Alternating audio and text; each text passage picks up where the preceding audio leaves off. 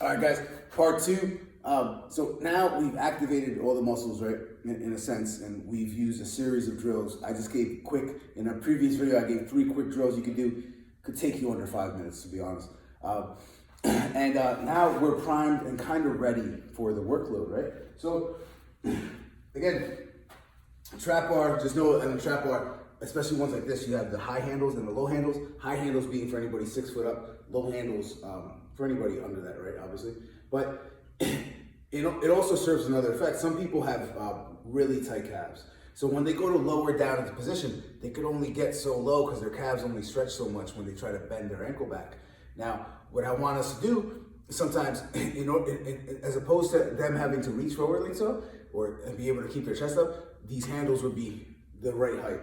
And if you don't have a trap bar deadlift like this, you could always elevate, put something underneath the bumpers, the actual plates themselves, and raise it higher. So, ideal general rule of thumb, I have a quick checklist which I go over with people. So most people are going to be strongest with their feet right underneath their hips, right? Directly under their hips. The toes could be slightly turned out a little bit. The feet could be straight also. Now, what you want to do is, just like we did on the second exercise, that hip hinge, right? You're going to hinge right back, and then there's going to come a point where you ran out of room. You can no longer go back any further. From that point, what I want you to do, you ran out of room in your hip and hamstring, what I want you to do is bend your knees, right? Now, the middle knuckle is aligned with that post on the side. From here, I always tell people, it's like somebody's pulling a rope on your head. They're pulling you directly up, right? So they're pulling you directly up, you're gonna come up, snap that hip through. Now, when we go back, it's like you're tilting, you ran out of room, bend your knees, right? Now, it's really important that we understand the intent and purpose behind this exercise.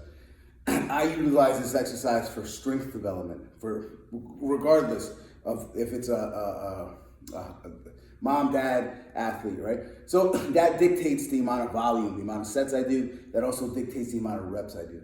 Somebody's just starting off, 8, 10 reps is fine. They need to ingrain that pattern. They need to do a movement over and over and over, right? The load might be lighter.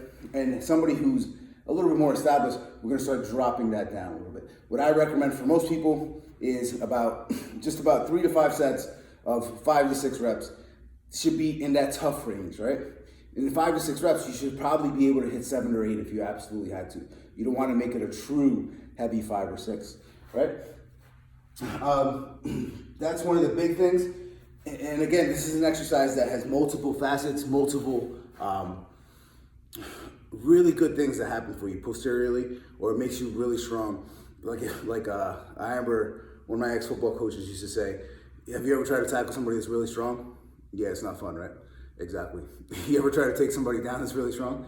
Exactly, right? And obviously, we still would have to go over bracing and tension, but it's a really good start to an excellent exercise I think could benefit everybody here. All right, guys? So, Coach Lou here from Jiu-Jitsu Dominance. Till later, guys.